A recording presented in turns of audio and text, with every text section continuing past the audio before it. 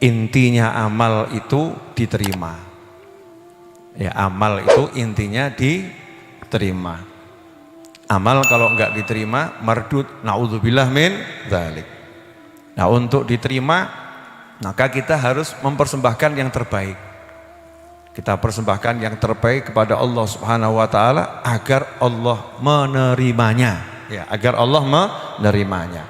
Dan Allah pertama kali yang dilihat adalah innamal a'malu binniyat. Apa niat kita? Ya, apa niat kita? Itu untuk batinnya. Nah, untuk lahirnya apa yang kita lakukan harus sesuai dengan aturannya Allah Subhanahu wa taala. Termasuk Maulid Simtud Duror. Ya, Maulid Simtud Duror niatnya apa? Boleh niat macam-macam. Niat biar nanti dapat syafaatnya Rasulullah SAW. Ya, niat menyenangkan Kanjeng Nabi Muhammad SAW. A sampai Z boleh niat. Tetapi cara membacanya harus seperti yang diajarkan oleh yang menulis. Ya, seperti yang diajarkan oleh yang menyusun. Karena untuk Simtud Duror ada aturannya sendiri. Nanti kalau sesuai aturan yang nyusun, sesuai aturan yang nulis, yaitu Habib Ali Al-Habsyi, maka niat kita yang di dalam hati ini sesuai dengan apa yang ada di lahirnya, sehingga diterima dengan sempurna oleh Allah Subhanahu wa taala. Alhamdulillah kita masuk di bulan Rajab. Tadi saya minta dibacakan qasidah, cuman malam ini Syekh Ali Maksum mungkin agak masuk angin, jadi gagal fokus. Atau tadi mungkin belum sempat makan banyak ya, jadi gagal fokus itu, sehingga ruhnya nggak nyambung. Syailillah ya Syekh Abdullah ya Ibn Alwi nas'alullah. Ini nggak nanggung-nanggung. Kita tawassul dengan cinta kita kepada seorang hamba Allah yang soleh, namanya Abdullah, yaitu Habib Abdullah bin Alwi Al-Haddad radhiyallahu anhu. Tawassul dengan amal soleh itu bukan dibolehkan, tapi dianjurkan. Ya, bukan dibolehkan, di atasnya lagi dibolehkan, dianjurkan. Kita ini tawassul dengan amal soleh. Apa hikmahnya kita dianjurkan tawassul dengan amal soleh? Agar kita itu nggak sombong di hadapan Allah Ta'ala, kok ojo rumongsone gitu ya, merasa kita ini sepertinya langsung diterima, kita ini hebat. Maka kita yang merayu Allah ya, kita merayu Allah dengan amal-amal soleh. Seperti 3 orang yang masuk dalam gua kemudian kejatuhan batu. Saya nggak bisa bayangkan kalau itu terjadi zaman sekarang. Di atas gunung ada gua, batu jatuh nutup. Ya, batu jatuh nutup. Anda mau ngandalkan apa? Pakai alat berat. Naiknya ke sana bisa nggak itu alat beratnya? Mau ngandalkan bur, mau dibur pakai apa? Watune gede.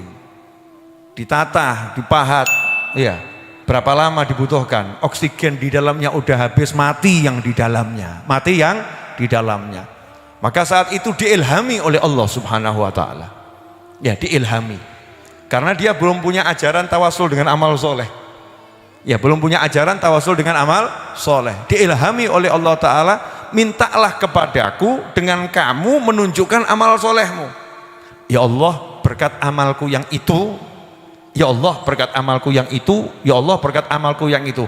3 manusia ini tawasul dengan amal solehnya, hasilnya batu yang besar, gak perlu dibur, gak perlu pakai alat berat, ya, gak perlu orang repot tergeser. Maka kalau hidupmu tertutup batu yang besar, jangan ngandalkan bur, jangan ngandalkan traktor, jangan ngandalkan kamu punya teman, jangan ngandalkan kamu punya pengaruh, jangan mengandalkan kamu punya ilmu, jangan mengandalkan kamu punya strategi dan lain sebagainya. Tapi andalkan kamu punya Allah Subhanahu wa ta'ala, dan rayulah Tuhanmu, rayulah Allahmu dengan amal soleh, dengan amal-amal yang kamu tujukan untuk Allah Subhanahu wa ta'ala. Salah satu amal soleh adalah mahabbatus solihin, cinta pada orang yang soleh. Cinta sama orang soleh itu amal gitu. Jadi amal itu bukan hanya orang rukuk, sholat sunnah, orang puasa, Rajab, puasa, Senin, puasa, Kemis. Amal soleh bukan hanya yang namanya zikir, sodakoh, tapi cinta pada orang soleh itu amal soleh, dan bahkan amal soleh yang luar biasa. Sampai Rasul mengatakan, anta ma'aman ahbabta. Kamu akan dikumpulkan bersama yang kamu cintai. Modal amal soleh cinta, maka kita bisa kumpul dengan yang kita cintai. Jadi kalau kita pengen kumpul dengan Sayyidina Imam Uwais Al-Qarni radhiyallahu anhu, hamba Allah yang soleh, maka dalam hati munculkan rasa cinta pada Sayyidina Uwais Al-Qarni radhiyallahu anhu. Kalau kita pengen kumpul dengan 4 sahabat Khulafaur Rasyidin radhiyallahu taala anhum ajmain, dalam hati munculkan rasa cinta kepada Khulafaur Rasyidin radhiyallahu taala anhum ajmain. Kalau kita pengen kumpul dengan Syekh Abdul Qadir Al-Jilani radhiyallahu anhu, dalam hati munculkan rasa cinta pada Syekh Abdul Qadir Al-Jilani radhiyallahu anhu. Kalau kita pengen dikumpulkan kepada Habib Abdullah bin Alwi Al-Haddad radhiyallahu anhu, maka munculkan di hati rasa cinta kepada Syekh Abdullah Habib Abdullah bin Alwi Al-Haddad radhiyallahu taala anhu. Kalau punya rasa cinta itu, kemudian kita tawasul, ya Allah, syailillah ya bana, wahai putranya Alwi Abdullah, wahai Abdullah bin Al-Haddad, kami tawasul kepadamu, mintakan kepada Allah, lidzunubi yaghfirullah, agar Allah mengampuni dosa-dosa kami, dosa-dosaku, dosa-dosa kita. Dosa kita banyak atau sedikit? Banyak. Ya, kita untuk diampuni itu butuh tawasul. Mesti nanya dalil. Bib, tinggal minta ampun kok butuh tawasul, nih dalilnya mana? Walau annahum idz zalamu anfusahum ja'uka fastaghfirullaha wastaghfara lahumur rasul lawajadullaha tawwabar rahima. Ini salah satu dalilnya. Seandainya ketika mereka menzalimi diri mereka sendiri dengan berbuat dosa kepada Allah Subhanahu wa taala, mereka kemudian mau mendatangimu. Ini orang mau tobat, mau istighfar, disuruh dulu mendatangi Nabi Muhammad SAW. Enggak ujuk-ujuk, ya Allah ampuni aku, enggak, tapi disuruh datangi Nabi Muhammad sallallahu alaihi wasallam, baru mereka istighfar, fastaghfirullah, minta ampun kepada Allah Subhanahu wa taala. Kemudian Rasul memintakan ampun untuk mereka. Fastaghfirullah wastaghfara lahumur rasul. Jadi yang mintakan ampun siapa? Ar-Rasul, yaitu Nabi Muhammad sallallahu alaihi wasallam.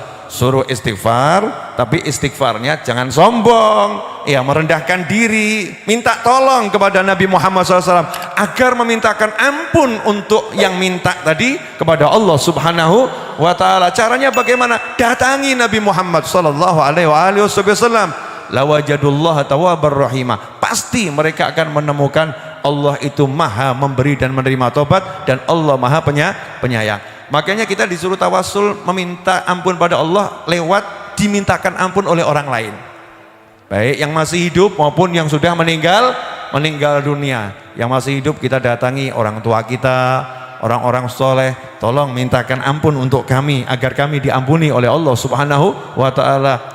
Terus seperti itu, seperti dalam kisah Nabi Ayub alaihissalam, Nabi Yakub alaihissalam, ketika putra-putranya berbuat dosa, ya, berbuat kesalahan sebelum diangkat menjadi nabi, berbuat kesalahan, kemudian nyesel karena melakukan kesalahan kepada Nabi Yusuf alaihissalam. Setelah semuanya itu menyesal, mereka mendatangi siapa? Mendatangi orang tuanya. Mau minta ampun sama Allah, datang ke orang tuanya. Ya abana astaghfir lana dzunubana inna kunna khati'in. Wahai ayah kami, tolong mintakan ampun buat kami. Kami ini orang-orang yang berbuat salah. Nah, sekarang ini udah istighfar sendiri sedikit, nyuruh orang lain mintakan ampun sedikit, terus seakan-akan jannah, aku surga gitu ya. Ya insya Allah masuk surga, insya Allah ya. Tapi entah urutan nomor berapa, mampir neraka dulu atau tidak, wallahu a'lam. Dan sebetulnya minta itu kan gampang, ketemu orang tulung ya jalali tungakno, istighfar aku, tulung tungakno. Itu tanda kita tawadhu, merendahkan diri. Jangan lupakan saya ya, kalau lagi istighfar saya masukkan dalam daftar istighfarmu, mintakan ampun. Sayyidina Imam Ahmad bin Hanbal radhiyallahu ta'ala anhu, setiap habis sholat, Rabbighfirli wali walidayya wali Muhammad bin Idris Asy-Syafi'i. Setiap habis sholat, itu Imam Ahmad bin Hambal memintakan ampun untuk orang tuanya dan gurunya, yaitu Imam Syafi'i. Begitu memang orang-orang soleh diajarkan untuk kita ini minta ampun pada Allah lewat orang lain, dan juga kita mintakan ampun kepada Allah untuk orang lain. Kalau ini kita jalankan, istighfar ini disebarluaskan di mana-mana, dosa habis, hajat gampang kabul. Lah apa sebabnya hajat banyak yang apa itu ya, macet ya? Hajatnya macet, gak lancar ya. Ya karena banyak batu ganjalannya.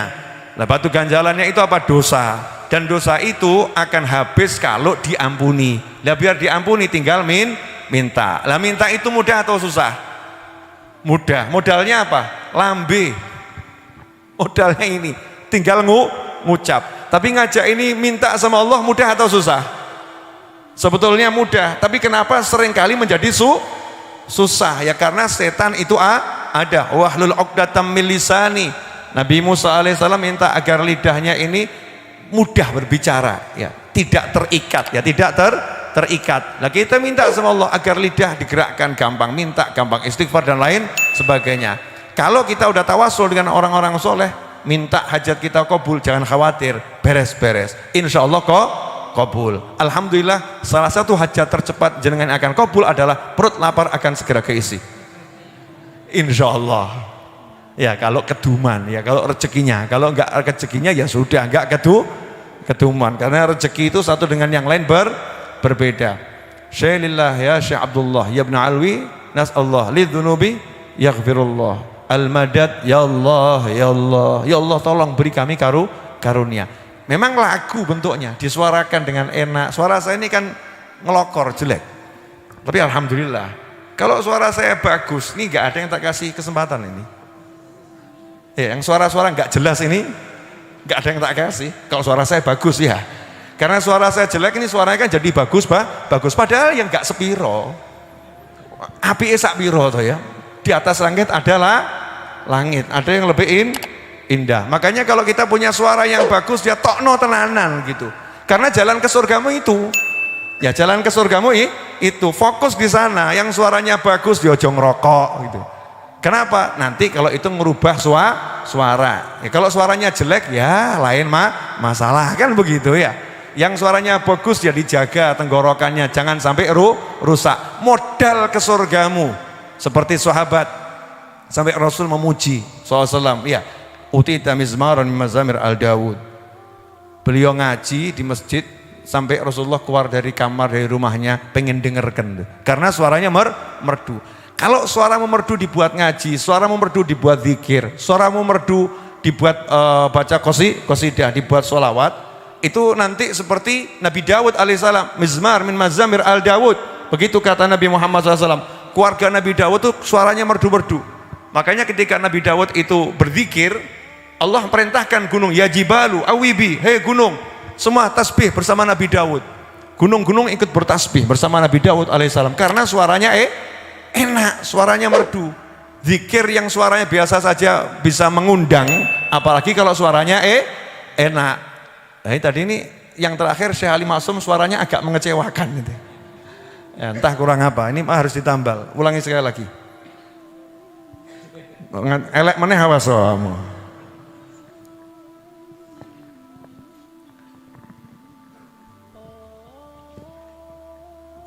شيل الله يا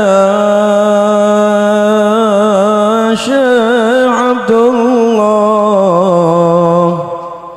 يا ابن علوي نسأل الله لي ذنوبي يغفر الله المدد يا الله يا الله. Udah cukup. Nah kalau gini tadi kan enak. Beda atau sama? Beda. Jadi memang harus dibuat melek dulu. Mungkin tadi agak ngimpi apa ngono ya. Lagi bayangin apa, tiba-tiba suruh baca qasidah itu kaget. Dicari di kitabnya hilang, nggak pernah dicatat.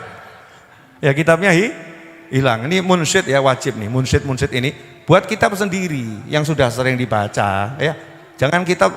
Saya lihat masya Allah 20 tumpuk kitab. 20 untuk masukkan di tas semua. Nanti begitu butuh digulai meneh, sing ndi ya, yang mana gitu ya. Buat kita sendiri, zaman sekarang zaman digital, ya, itu mudah, nuliso, tulisanmu elek gak apa-apa, gak jadi masalah. Kalau tulisanmu jelek, minta tolong orang lain ketikkan pakai komputer, jadi, oh yang dibaca seringnya ini, oh Habib Novel tuh gak doyan lagu-lagu model begitu, doyannya lagu yang ini, set, udah halaman sekian, paling-paling gak luputi iku. Nanti mantep bacanya, sehingga itu bisa menggerakkan hati orang. Jelas semuanya? Ini kok ngelukro semuanya, jelas. Apa lapar betul? Burung itu kalau lapar suaranya semakin keras atau semakin lemah? Keras. Burung di pagi hari itu biar dikasih makan bengok atau diam? Bengok. Jadi kalau diam burung nggak dikasih makan. Nah jenengan biar dikasih makan harus, ini ilmu loh ya, sabar. Ini ilmu penutup ini. Jadi antum biar dikasih makan harus bengok. Maka kalau punya masalah pengen dikasih sama Allah Ta'ala, jangan lokro. Allahumma ya Allah Gusti ya Allah. Ini model gak cetol ya. Malaikat ya gergetan jorok gitu ya.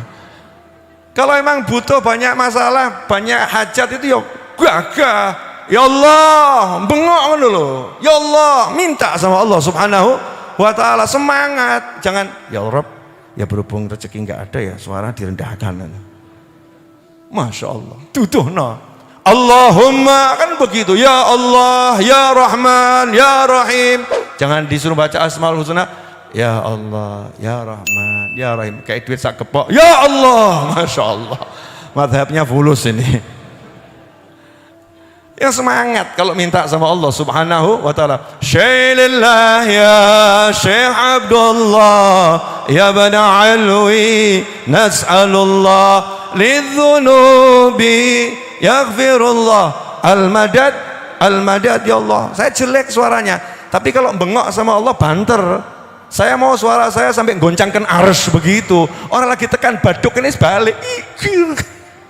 Kacedok. Beb, kenapa doa saya kok nggak pernah kabul? Lah gak munggah. Doamu tuh cuman ya Allah, lantai 2 turun lagi. Lantai 2 turun lagi. Nggak kuat. Sayapnya doa itu hati. Gerakno hatimu Allah. Panggil Tuhanmu, ojo ngelokro, ojo ngelentro, ojo lemes, gagah gitu loh. Allahumma. Begitu bergetar. Ndonga karo sini-sini. Allahumma ya. Ya Allah. Ya Muhammad Gusti Allah. Masya Allah. Jelas semuanya? Apa? Bengok, tapi ojo bengak-bengok. Paham ya? Jangan teriak, tapi hatinya nih loh. Yang semangat, yang gagah. Jangan kelihatan ngelut. Allah tuh paling sebel sama wajah-wajah mumet. Tak jamin ya. Allah paling sebel sama wajah-wajah mumet. Makanya kalau kamu tunjukkan wajah mumet, semakin disebelin Allah, semakin mumet kamu. Yang bagus tuh mumet tapi senyum-senyum. Allah akan ngomong sama malaikat, lihat nih hambaku mumet ya tapi mesem. Dia tidak pernah melaporkan aku pada hamba-hambaku. Dia tidak pernah melaporkan ujianku kepada hamba-hambaku. Sekarang tambah ada orang itu kalau punya masalah kemudian dinasihati sama sahabatnya, kamu lelah, kamu boleh istirahat dan boleh berkeluh kesah. Masya Allah, tuh masalah kok boleh berkeluh kesah. Jangan pernah berkeluh kesah kepada manusia, tapi sampaikan kisahmu kepada yang maha pencipta, dan Allah maha mengerti. Maka dikatakan di situ, qad kafani ilmu rabbi min su'ali wa ikhtiyari. Cukup Allah udah ngerti keadaanku. Cuman saya ngomong ini biar ketokan kalau butuh gitu loh. Allahumma ketokan butuh, walaupun Allah udah ngerti. Kita tunjukkan daftar butuh kita pada Allah Subhanahu wa Ta'ala. Siap ngemis? Siap ngemis sama Allah, minta betulan. Aduh, wajah-wajah yang kalau udah saya ketemu orang-orang wajah-wajahnya yang begitu-begitu tuh tak tinggal langsung. Permisi ya, saya lagi ada perlu, selesai. Kalau ditanya perlunya apa? Ya ninggal awakmu. Untungnya enggak tanya ya, untungnya enggak tanya. Wajah itu yang nyegerkan orang lain, wajah itu yang bahagiakan orang lain. Mohon maaf ya, mungkin ajaran ini tampak aneh, mungkin tampak aneh. Anda kalau di area publik kan tidak boleh ganggu orang, betul? Di negara-negara tertentu orang ngerokok di area publik didenda, bener kan ya? karena asapnya dianggap mengganggu orang, maka disiapkan tempat, bukan nggak boleh ngerokok, disiapkan tempat untuk ngerokok. Masuk hotel itu ada kamar yang smoking area, smoking room, ada kamar yang tidak boleh ngerokok. Kalau ngerokok didenda 1,5 juta tertulis, merokok di kamar mandi denda 1,5 juta. Seperti itu nih, kalau ruangannya memang dilarang merokok karena mengganggu kepentingan publik. Lah kalau mengganggu kepentingan publik dengan asap itu didenda, mengganggu kepentingan publik dengan hal-hal yang nggak enak itu didenda. Kalau saya jadi presiden nanti tahun 5000 Masehi, rakyat saya keluar dengan wajah yang mengganggu wajahnya orang lain, saya denda. Jadi kalau keluar merengut, ya merengut keluar rumah, langsung foto cepret denda 5 juta rupiah. Siap pilih mesem apa merengut, kan begitu. Untungnya presidennya bukan saya, dan jangan pilih saya jadi presiden, nanti terlampau banyak denda yang saya terapkan. Wajah yang senyum, yang enak, yang seger. Lihat anak saya ini, oh Masya Allah, tuh ganteng kan, nah Masya Allah, senyum gitu kan, wajahnya senyum, jangan perengut, sumpak, suntak, suntuk, mumet gitu. Kalau mumet wes turu wes selesai.